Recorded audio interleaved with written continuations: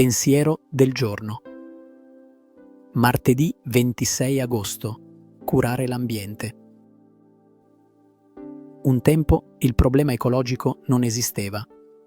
Nessuno ne parlava, forse perché la natura riusciva ancora ad assorbire il fumo e altre emissioni. Oggi è diventato un problema grave. Si è capito che si stava rovinando la natura, che è stata creata da Dio. La salute dell'umanità è la pace. La salute del cosmo è, invece, l'ecologia.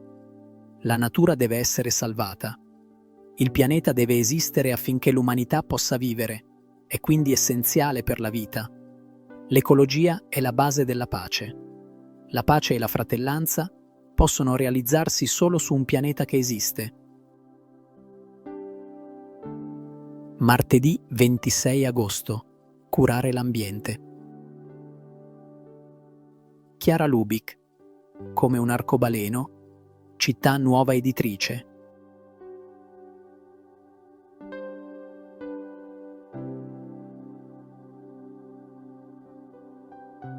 Ciao, se ti è piaciuto questo video, metti mi piace, dito in alto, e iscriviti al canale.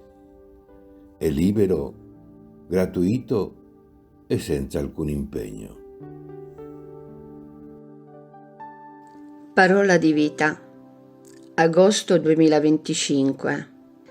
Perché dov'è il vostro tesoro, là sarà anche il vostro cuore.